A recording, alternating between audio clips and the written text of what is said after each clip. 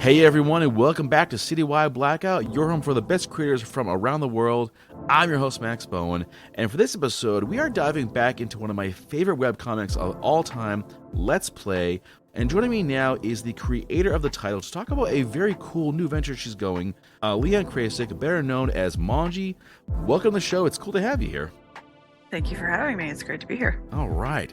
So the big news is that you are jumping into the video game world with a soon-to-be-released title, Everdate, which is based on Let's Play and basically incorporates all the characters from that title. You've got a Kickstarter going well ahead of your goal, and this thing will end on March 16th, and we'll definitely post the links. You can check it out, become part of it, and help support this game. But I guess the first thing I'm really wondering is what led to you to decide, hey, I'm going to make my own game? Well, we always have a bucket list, and making a game is on my bucket list. And it just happened to turn out to work really well that somebody approached me, a group approached me saying they were interested in doing a game based on Let's Play. They originally wanted to do one based off Ruminate, which is Sam's game in the world, which is similar to King's Quest. And I had suggested going thematically, why don't we do a dating game first? And so I pitched the idea of doing a visual novel slash CCG, or at least I called it a deck builder at the time, because I didn't fully understand the difference between CCG games and deck building, and I have been thoroughly educated on the topic since then. But we all kind of agreed it sounded like a really fun project, and then we just came together as a team and have been working on it. Very cool. Now, was this your first time that someone came to you and said, hey, I want to make a game based off this title? I've had a lot of people approach me that they were interested in making a game, most of which were fans, or they wanted to do fan games, which is great. Some people had approached wanting to do like a professional full-time game, but I didn't have any, either I wasn't in love with their portfolio, or I didn't feel like our kind of interest aligned in a way that I was comfortable with. Okay. But this particular company, this group, when I met the lead, it was hilarious because I met him at San Diego and we just conversed. I think he's a year or two older than I am, and our gaming history is very, very similar. Like the games we played growing up and what games we loved. And he's one of the few people I know who played Ultima Online, actually worked on the game itself. So I asked him about various things of Ultima Online. He's like, oh yeah, I was there when that happened and stuff like that. So it was like meeting somebody when the old lore was written, and just kind of getting to wax poetically about the 90s nostalgia and stuff. Okay. It was great. Nice. All right. So this company, Always Imagine. I know that it's the two of you working together. What's your role going to be? So I am doing the majority, if not all of the art assets for it. Me and my team. It's the same ladies that I had working on the comic with me. And I'm also doing the writing as well. So like any interactions with characters, the visual novel aspect, I am doing the writing for that, keeping it legit to the story. It's not canonical, but I did want it to be authentic in terms of staying true to their personalities and everything. And then I am doing, I had a pretty big push for how the card system is designed, the mechanics. So when it comes to development, I'm not fortunately programming anything, at least not at this time. That's not to say it's not going to happen, but it is very nice in that I have that background, and it's easier for me to put in words to explain to the team what I would like in ways that they can understand, rather than just doing this, intangible concept and things. I could say, oh, just use forgive my scope creep, but use this and do that and do this programming. What about this, library? And so it helps a great deal. All right, so I want to talk about the story of the game. So the story of Mhm. Let's Play, it focuses on Sam Young. She's a developer and video game creator. She's kind of exploring this world for the first time, and of course, there's a strong romantic component to it as well as the Mhm. different guys in her life. Does this story kind of factor into the game itself, or did you create like a whole new story for it? It is basically a whole new story for the characters, and it's not just about Sam. You can pick as any one of the 12 base characters for the game to play as and date any one of the other 11 characters, of course, depending on the sexuality and their preferences. This isn't like The Sims. You can't flirt with people until they like you. there is some restrictions in that regard.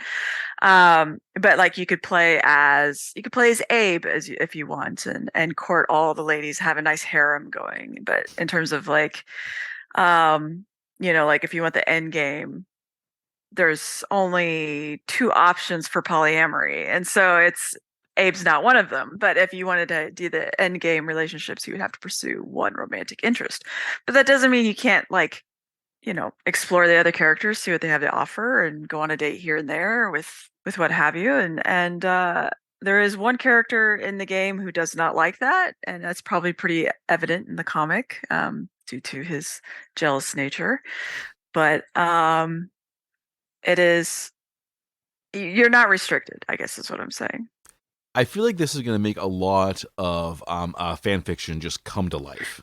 I hope so. I hope it is the most tasteful fan fiction and everything. I mean, like, I'm looking forward to it. I enjoy fan fiction and I encourage it. I mean, that's, as long as everybody's, shown in a healthy and respectful way and not in a damaging way, of course, goes without saying. Definitely. But I do enjoy it, especially fan art. I love fan art. Oh yeah, So. I'll bet. And you must get tons of just fan fiction submissions and fan art. Have you ever had any that really like stood out to you? I mean, I actually have a very good friend who is a writer, in her spare time, and I have commissioned her to write fan fiction for my Patreon. So, and it's only exclusive to my Patreons, because I don't, I want it to be. I can't always create content for it because when I'm working on the comic, it's very, very busy. So, but the nice thing is that her work is amazing, and I really enjoy it. And we are discussing the option of actually putting her fan fiction in print and selling it as a book for the naughty tier in the Volume 4 Kickstarter. So you actually get some prose, some written sauciness for the story. Ooh. Yes. All right, tell Yes. me about the tiers for the Kickstarter. So the different tiers are, you of course have the base game tier where you just get the digital version of the game and you get a few digital goodies. There are other tiers as it goes up. I don't exactly remember all the numbers exactly, but in terms of the tiers, we have tier that offers standees, and bases where you can set the scene, has the background of the coffee shop. We have producer tiers if you want to be senior executive producer, all that stuff. All the tiers come with perks, additional perks. I believe it's executive producer means that if you back that, which is the highest tier, you get access to every add-on we make for the game from here until the second coming, I guess. I don't know. But so it's I get asked often why I do Kickstarters, and I think it's, for me, I love doing Kickstarters, because you get access to all this exclusive content. You get it first. You get, I can't tell you how many board games I've backed. And if I don't do the whole, like, oh, you get metal coins instead of cardboard coins, which is the standard, then I get very disappointed if I don't get that. So I love giving fans the option to get the nice, unique, exclusive stuff. Oh yeah, definitely. Now, I know that you've done a lot of Kickstarters in the past for the print editions of the comic. Correct. Hmm. Was there any like new things to learn doing the Kickstarter for the video game? Yeah, so one of the things that was interesting to learn was the standard release of the game is for PC and mobile, iOS and Android. And we wanted to do, since you have to program and build the system, modify it in order to be compatible with like Xbox and Switch and stuff, we decided to make those stretch goals in order to have the funding to do so. And one of my concerns was, if we do this unlock, do people have to buy it separately for each game system? But the nice thing is that as of right now, as far as I am aware, when you redeem the code, when the game is ready to release, you pick what system you want it for. So whatever systems we unlock during the Kickstarter, which we only have one left, which is the Switch at 175. I think we're at 163 now. Um, you want to go and say get it unlocked on the Switch, you go to redeem your code, you can select that. And I think that's awesome to me. And I think that would be wonderful. I wish that was available on some of the Kickstarters I backed. I know, So, right? When I was looking at the systems, I've long been a PS guy, and I didn't see that. I mhm. thought, no, I have to buy something new or just get on my phone or whatever. Yeah, I mean, I'm not saying that it's never going to happen, but the problem is PS is just its own creature in terms of the programming Hmm. compatibility, and it's such a slog to get through that, and so much work. Now, if Sony was to approach us and say, "We love the game, we would love to have it on our system. Here is the funding in order Yeah. to make that happen," then that would be different. But we have Right. not had such offers and courting at this time, so it was really a dev decision of us going, "Do we want to devote time to these other systems?" Hmm. and put PlayStation to the side and hope that it's something we add much later. So Well, if the guys at Sony are listening, guys, this is a good game to pick up. Something to think about. Blank check them. yeah, I mean, I'm open to discussion. Absolutely. So, how will this game work exactly? You mentioned before you got one of the 12 characters from the game. Hmm. How do you play it? So you would play it as you create a new save essentially, and you can decide what character you're going to play as. Say I'm going to play as Sam, and you have a world map. You can go around. You can go about your day. You can meet various characters. Go to coffee shop. Go to work. You see where characters are on the map that you've met. You interact with them. Sometimes you just bump into characters, and at the dog park or what have you. And then you start off conversing with them. That's the visual novel aspect. You get to learn them, get to know about them. This is based on the comic, but we are treating the game as a standalone. We're going to introduce these characters as if nobody has ever played the game or read the comic before. So people who are not familiar with it can still enjoy this game.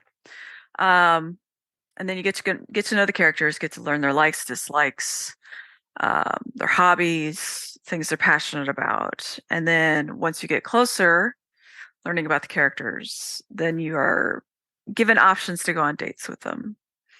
And when the decision is made, you plan your dates, and your dates has, as of right now, 3 stages. You pick either 3 locations or one location for all 3 stages, which might lead to it being a little bit stale, which is a mechanic that will be added in.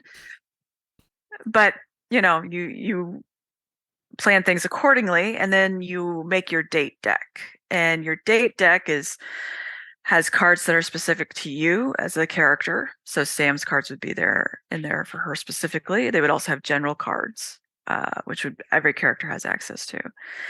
And if you're going on a date with, say, Umed, and who is asexual, you probably wouldn't want to pack a lot of sexuality cards in your deck if you're going to go on a date with him, because that would not be to his liking. And plan your dates accordingly. So then you go on the dates. The date themselves are different locations, and the locations have objectives, actions, topics that you play your cards towards to meet the objective before the time runs out. And you don't have to. Some objectives have a negative effect if you ignore them or if you don't resolve them quickly enough. Some have no effect. Others might have positive if you ignore. Like if a topic of sexuality comes up and you're on a date with Umed, it's probably best to ignore it because he wouldn't want to approach it. So you kind of have to respect the character's own boundaries and personalities and things like that. And I I love visual novels. I mean, I grew up playing text-based games, which isn't a visual novel, but it is a lot of reading and lore. Um, but I didn't want dating to just be a walkthrough of pointing and clicking the right thing every time.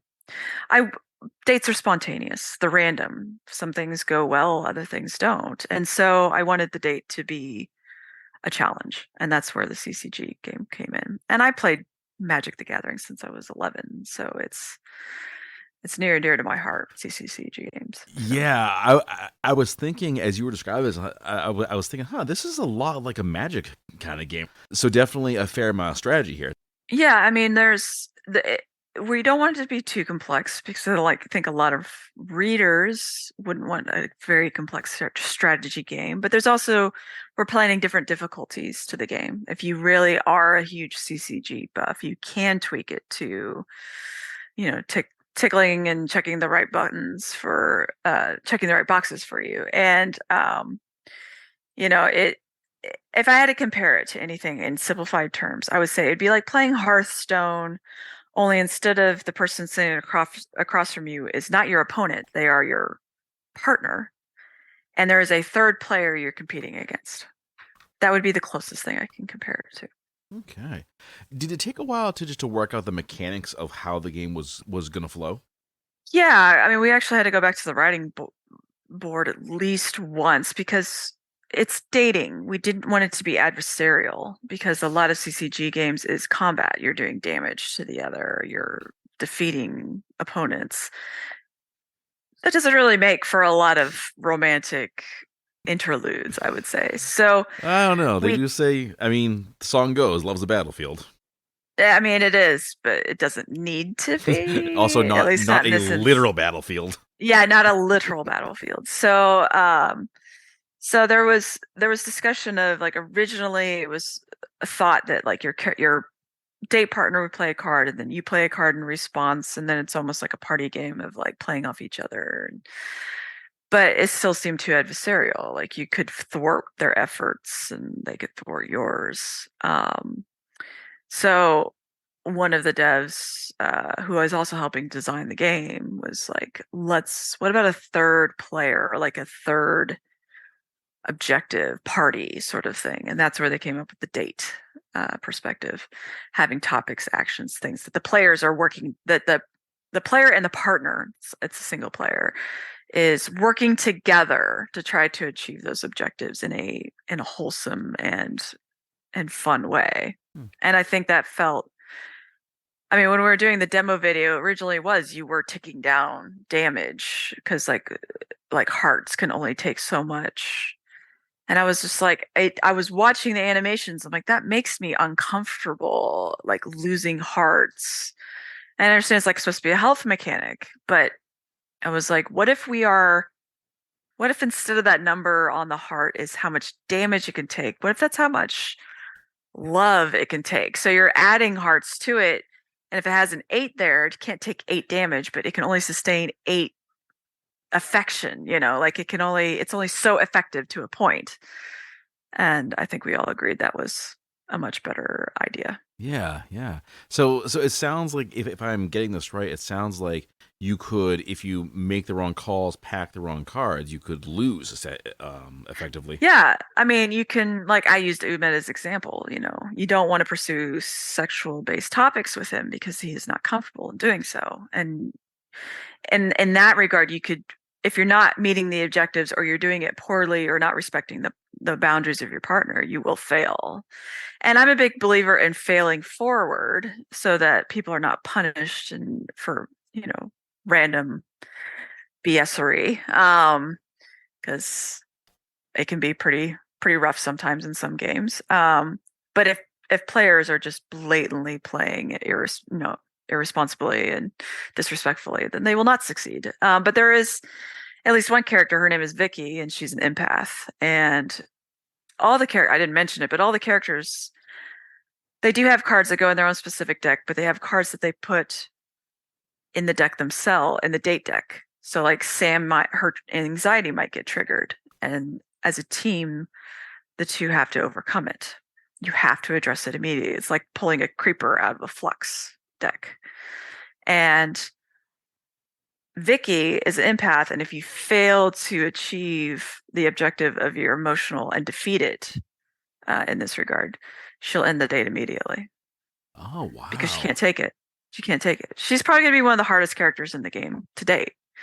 But probably one of the most rewarding. Like she's an angel. She's a divine being almost. Hmm. So, Who'd you say is a good character to start with? I would say Abe is very good. He is mature, um, respectable. He's very, he really has his shit together, I guess is the best way to put it. Yeah, He's not, definitely, definitely. and I think that when it comes to dating, he would definitely be easy mode. In terms of female characters, that would be a challenge. Yeah. Monica, probably. Monica, her stats is she's a high sexuality character. She's very confident. Her weaknesses are, I think, easier for people to understand and to deal with. And she's a bisexual character, so she has a very large selection to choose from. Interesting, because I was thinking Monica would be one of the more challenging ones because her character, for the folks who aren't familiar, she is an influencer, so her Yes. whole existence is kind of like built for the character that she's trying to be, as we see in the comic. When she stops being that, when she's just her own person, it's very, very different. Yep. So she's got layers, and I felt like with her, she's a She character does. that you got to peel back those layers, and that's gonna be hard because she's gonna be naturally maybe a little guarded because she's like, okay, do they want me or the character that they've seen? Right. Uh, I mean, I think for her, she's easy. It's easier for her to say, "This is who I am," mm, and just be like, "If this is a problem, that's your problem, not mine." Like, yeah. she's very much like, "I am not responsible for your opinion of me." And I think she always does want to put her best face forward. And I think to her, her makeup, her dye job, her everything. It's like her armor.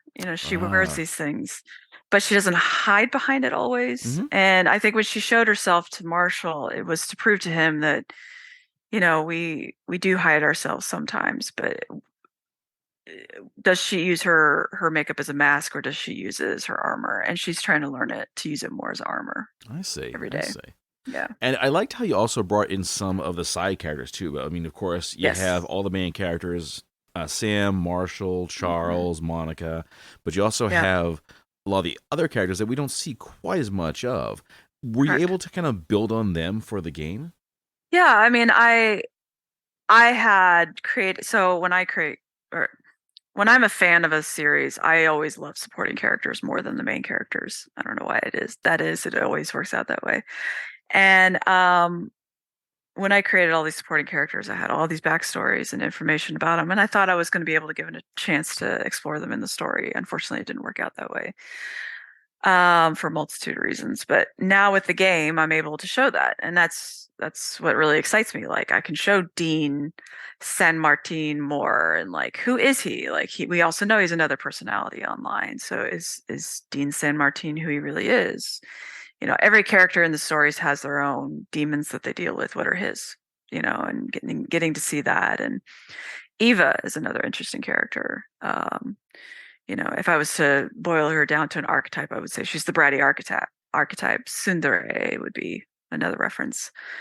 But she's also hurting a lot, and we can see that in the game, and help her grow and help her just in general. But I think it's going to be a lot of fun exploring these characters, and I think that if we reach all the stretch goals in the game, in the Kickstarter, which there are gender swap versions of them. I don't know if we're going to make it all the way up there, which Wow, would be literally all cool. the genders swapped. Sam is originally a girl, would be a guy, Yeah. which would be interesting dynamic, seeing her personality in a male character. But I would say if we got all the stretch goals and everything unlocked, there would be, I believe, over 50 dating options in this game, and that I don't think any other dating game even comes close to that. Yeah, definitely. So So, definitely a lot of options to play the game again and again and again.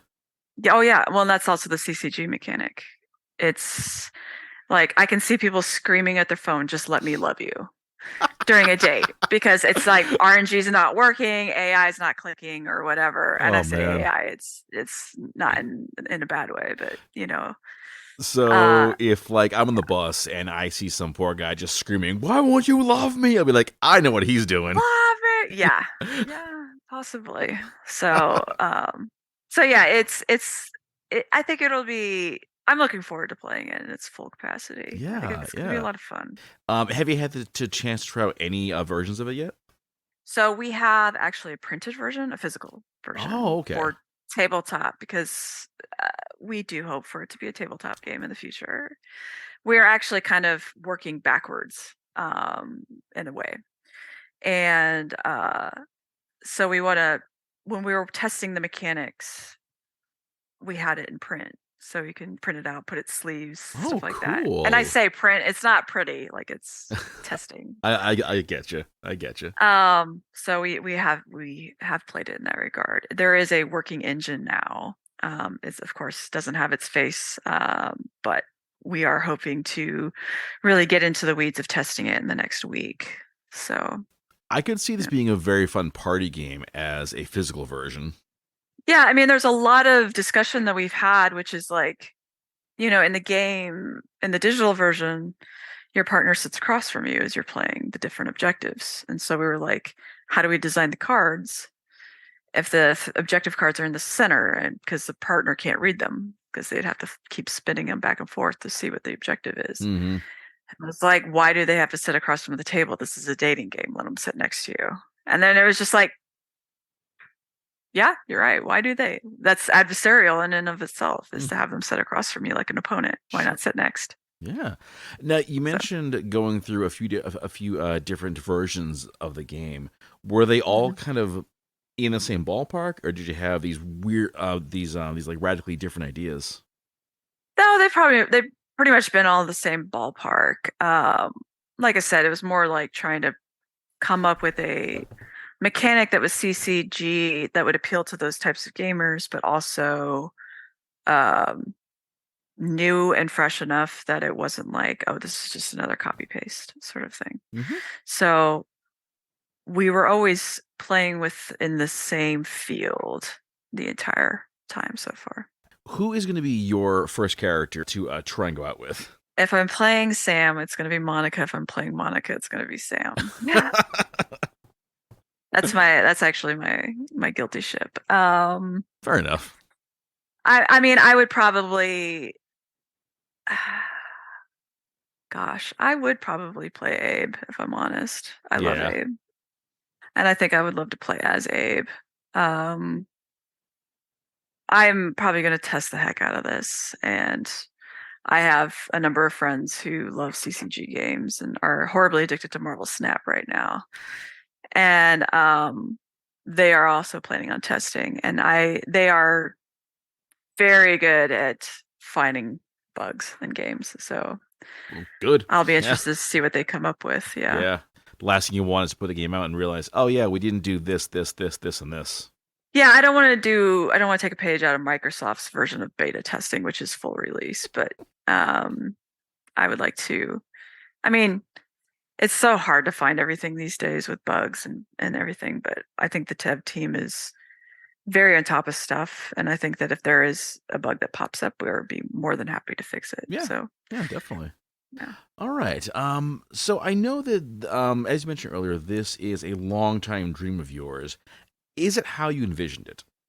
So far, yeah. Yeah. Yeah. Yes, so far. I mean, I think, I never envisioned Let's Play to become what it became. I thought it was going to be a breakout comic that would just kind of get my work in front of a few eyes and help start my professional career as a comic creator. I didn't realize it was going to be as much of a hit as it became. And I'm very fortunate in that regard. Um, so I am hoping that the game achieves the same success. Ultimately, I hope people have fun with it. And I love games. I still enjoy them even to this day. I grew up playing them. And in my 40s, I still love playing them. Um, and I would like for other people to just have that block out of a day that they can just play, unplug by plugging into this I was game. gonna say what? I say unplug from media, like news, Ah, there you go. and just have fun. That's my Hmm. hope. I was curious, just with like the fan base around Let's Play, does that make you more cautious when it comes to developing a game, knowing how many folks are going to be likely to play it? Yeah, absolutely. I mean, I learned like within the first, I would say, 15 episodes of Let's Play. I say episodes, chapters. That a lot of the readership was there because it was a romance, not because of gaming. And I could easily go into the weeds of gaming references, terminology, programming terminology. Sam's a programmer. I could go balls to the wall and all that. But I realized I would probably be alienating about 80% of my readership because They're not into that. They want to read a romance. And so I had to find a happy middle ground of telling a romance story and also including gaming. And when it came to developing a game, I think the visual novel aspect kind of ties the comic. You're learning about the characters, lore, there's a story. With the CCG game, you're adding a mechanic that allows people to be involved, to encounter, to interact, all of those things. So I didn't want it to go, I definitely wanted different levels of difficulty. So if you really did want to go all into the gaming aspect, you could. But also if you wanted to be casual, that was an option as well. What are you hoping people get out of this game? Is it a chance to kind of grow as people, or is it just a bit of fun? Grow as people, hopefully. I mean, we see a lot of the weaknesses the characters deal with, and we're also working and consulting with therapists and experts for mini games that could possibly be implemented in the game to teach players how to overcome the same situation. So if Sam's anxiety is provoked, what would be a good mini game that we can also help teach players to remember if they are in the same situation, whether it be some sort of rhythm game that might help with breathing exercises, or soothing music, or visual stimulation of some kind. So I'm hoping that people can grow and help find some of their own therapy, I guess, in the game, but also learn about characters, learn about people's different walks of life, their struggle, their loves, their interests, how to communicate. I mean, there's the Languages of Love that came out as a book, and there's a lot of articles and things. We don't touch on that in this game because, of course, that's all trademarked, but it is kind of implied in some regards. So learning how to communicate with people in a way that they feel is the best way to show affection to them, I think will help other readers as well. Okay, well, Mongie, thank you so much for joining me. I really appreciate it, and definitely looking forward to checking out this game. Personally, I think I'm going to try and play as Marshall, because I feel like he and I, personality-wise, we're kind of similar, but maybe Abe, because I feel like Abe is just that, like, all reliable, you know? Yes, you can't go wrong with Abe. Old reliable. Yeah, I mean, Marshall's got a lot of comedy in his deck. Oh, okay. Well, geez. Then I'm not going to go well with that. He's got a lot of innuendos and quips and things like that. So, oh boy, yeah. You know what, Abe? We'll start with Abe then. That's a little easier. There you for go, me. old reliable. And I think for me, the first one I would probably go out with is maybe Sam, because I always loved her as a character. Is this a chance to get to know the characters better than you would just by reading the comic? Absolutely, absolutely. Cool. Yeah, I mean, you get to learn. Like we know next to nothing about Dean because he's a supporting character, but almost a tertiary character. So now we get to learn about his interests and all that kind of stuff. So there's going to be lore in this game. It's not a continuation of the story. It's not canonical, but it is the information about the characters is. The fact that it's not canonical is like breaking hearts, I'm sure, because we were like, no, this is my chance to like make it official. Yeah, but this is where you get to have fun, right? Exactly. This is all headcanon, fanships. Exactly. I think that it's a playground, let fans have fun. Well, Mongie, thanks again for doing this. If it's before March 16th, the Kickstarter is still going. You can jump on, be a supporter, multiple levels. And if you're not familiar with the comic, well, you know where to go. Webtoon, that's where it is. It's a very long-running story. It's very in-depth, well-written, and touches on a lot of important issues, so definitely check that one out too. And also print editions. You also have the print comics. You can get those through Amazon. I think I'm going to be doing some shopping later on. I think I'm going to be doing that. Thanks again, Mongie, and looking forward to the next conversation. Thank you very much for having me. Hi, this is singer Kate Eppers, and you're listening to Citywide Blackout. And that brings this episode to a close. Thanks to everyone for listening, and be sure to follow the show on Facebook at Citywide Blackout and Twitter and Instagram at CitywideMax. You can reach me at citywidemax@yahoo.com to suggest a guest or submit music for the Blackout Collection playlist. You can find this show wherever you check out your favorite podcasts, and new episodes are aired every Saturday at 10 p.m. EST on Boston Free Radio. That's all for now, and I'll see you next time.